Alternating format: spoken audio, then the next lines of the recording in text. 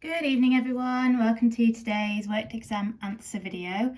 I'm going to attempt in one video to quickly, but hopefully thoroughly enough, cover these three multiple choice questions. So we've got an infrared spectrum question, we've got an equilibrium-y kind of question in terms of effects of position of equilibrium and Kc, and then we've got a nice naming an organic compound. And as always, my aim is to try and show you how you could approach these questions, not just answering them. So for the first one, for example, this infrared spectrum, we've got to think about which of these compounds can produce this spectrum. So I guess there's two approaches rather that you might want to use here. The first is completely ignore that, identify any important peaks on the spectrum, and then match up, oh, we've got these functional groups, okay, this is the compound that has those functional groups. Or alternatively, you could look at these options and you could write out the functional groups that are present in each of them, and then you could match those up to the peaks. Either or. What we mustn't do is get too bogged down with what's going on in the right hand side of this spectrum. So anything from about 1500 centimeters to the -1 and lower, that's all going to be like your fingerprint region. So I wouldn't be spending any time in there. And then you will of course have your data sheet, and you will therefore get this table. This is an AS data sheet. If it was an A2 one, it would be on the other side with your NMR tables. But basically all we need to do is go, okay, we've got a bit of a peak here. What could that peak be? We've got this one here, and then we've got this nice broad one here. So I guess the difficulty with some of them is that the ranges are very close together or overlap completely. And with this one, this could potentially, I suppose, be a carbon-carbon double bond or a C double bond O. Now, there's two things that are going to help me to know which it is.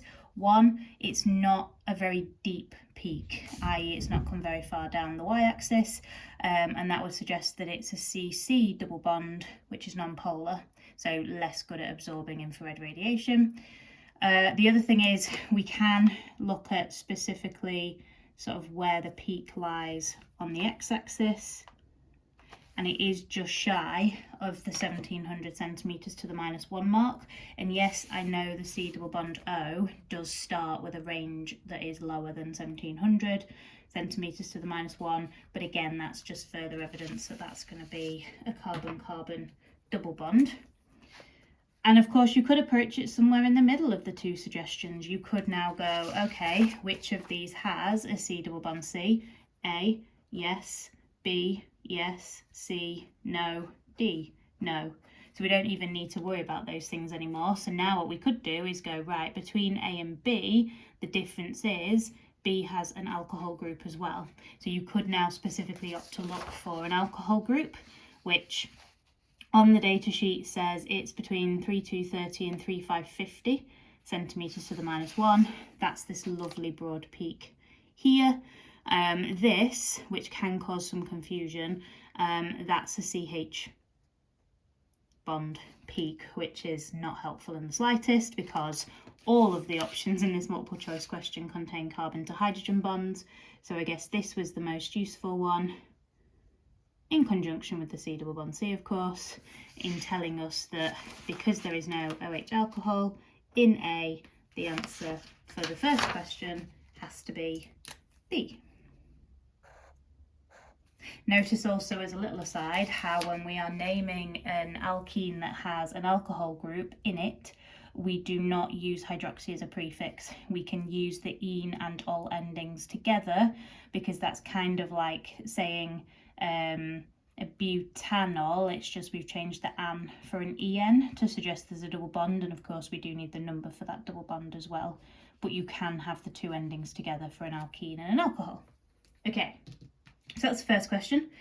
Second one, which statement about the industrial production of ethanol from ethene at 300 degrees is correct? So first thing that is going to be very important is the presence of this. It's not there for no reason. So that tells us that the forwards reaction is exothermic because the delta H value is negative, and as a result of that, we also therefore know the backwards reaction is endothermic. In any reversible reaction, one way will be exo, one way will be endo. Okay. A quick scan down shows that we're thinking about both pressure and temperature. So the other thing you might want to just annotate is how many moles of reactant particles do we have? How many moles of product particles do we have? Okay. Then we can see that we're thinking about an increase in pressure, how that affects the equilibrium yield of ethanol, how that might affect Kc. Same for temperature. Now, Kc is only dependent on temperature.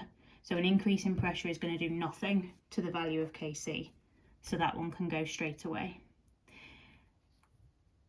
Kc is dependent on temperature, so we can't immediately rule that one out. We have to think about it in terms of what's going on here with the exo or endothermic. So while we're here, increase in temperature. An increase in temperature is going to make everything hotter. So to bring the temperature back down to what it was, that's going to favour the endothermic reaction. So anytime you increase the temperature, it favours the endothermic reaction. In this case, that is the backwards reaction. So is that going to increase the equilibrium yield of ethanol? Absolutely not. No, because we're going to get more of the backwards reaction happening. More of the ethanol is going to be dehydrated back to ethene, and so that is completely wrong. Well, not completely wrong, I suppose. That bit's wrong.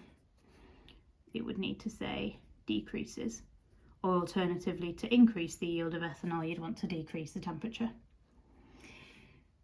Thinking, again, increasing the temperature, if that's going to favour the endothermic backwards reaction, and Kc is always an expression involving your concentration of products on the top over the concentration of your reactants on the bottom, if we're favouring the backwards reaction and the ethanol's being used up, the number on the top of the expression is going to decrease because we're using up the products. We're going to make more reactants, so the number on the bottom is going to increase, and therefore overall the value of Kc is going to decrease. So that one is correct, and therefore hopefully A is not correct, but we'll check that one out. So an increase in pressure decreases the equilibrium yield of ethanol. Well, anytime we have an increase in pressure, that favours the side of the reaction with fewer moles of gas, because if I increase the pressure, the only way to bring that pressure back down again is to have fewer particles hitting off the sides of the container. So we want to favour the side with fewer moles so that we have less particles, so that the pressure comes back down again. So that would favour the forward reaction because the product side has fewer moles, so that would not decrease the equilibrium yield of our ethanol, that's going to increase it. Meaning it's wrong, meaning yes, good. D is the correct answer. Happy days. Okay, and then this naming one. What I would suggest with this one is obviously you don't have to do this. This is just a suggestion. I'm just trying to find something I can actually use to cover up the answers with. I would suggest maybe popping your calculator there, something like that. Only because we know that AQA or even OCR, in those sorts of multiple choice questions, that they're going to give you answers that sound correct. And it's very easy to look at the options we've been given and go, oh my God, they're so similar, and convince yourself that more than one of them is correct. Whereas I would always suggest, if you can answer the question without looking at the options, whether it's a naming one or a calculation one, anything that you can work out before you check the options, do it, because you potentially will be swayed by those really close to being right but not right wrong answers. So I'll obviously show the answers now, but that might be something you wish to do. Just cover them up so you're not influenced by them. So when we're naming any organic compound, we want to find our longest carbon chain. That's nice and easy in this question because we haven't got any options other than that chain there, hence there's no variation in the length of the longest chain. What we do need to do though is now consider which way we're going to count from. So we could count 1, 2, 3, 4, 5, 6 from left to right, or 1, 2, 3, 4, 5, 6 from left to right, from right to left.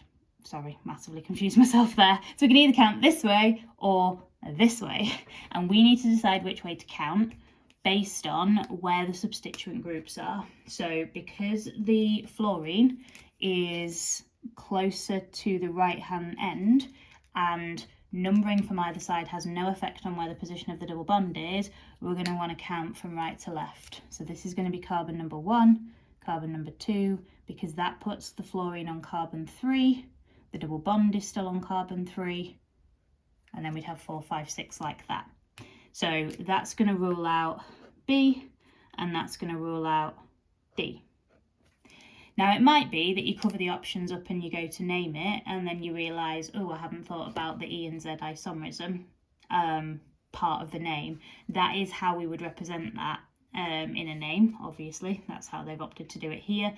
But it is something that we can do for this particular compound, because where the double bond is, this carbon on the left of that is bonded to two different things, two different atoms or groups of atoms.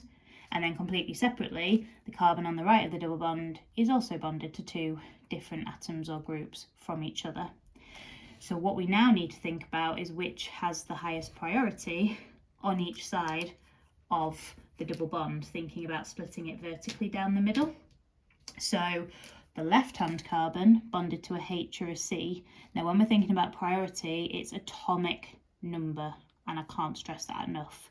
So the atomic number of hydrogen is 1 versus the atomic number of carbon, which is 6. So because 6 is bigger than 1, the highest priority, it's a group of atoms on this left side, will be the CH2CH3. Thinking about the same consideration on the right carbon of the double bond, we've got fluorine, which has an atomic number of 9. Should just make sure of that, yep, 9. And then carbon, as we've already established, has an atomic number of 6. So on the right hand carbon, it is the fluorine that has the higher priority. So that's the first thing we have to work out. And then when we look at the fact that on the left side it's on the bottom below the plane of the double bond, and on the right side it's on top above the plane of the double bond, that then tells us that that is going to be the E isomer. If it was Z, they'd be on the same side, so either both in the lower positions or both in the upper positions. If you've got one up, one down, then that's your E isomer. So that rules out option C, meaning the correct answer for this one is option A. Hopefully they make sense, and the techniques of how to answer some of these have been potentially useful. If you've got any questions, please don't hesitate to ask. If you've got any requests, also please do not hesitate to ask. Thank you so much for your support of my videos of late. It's very much appreciated. I hope you're all doing okay, and I'll be back with another video real soon. Take care, guys.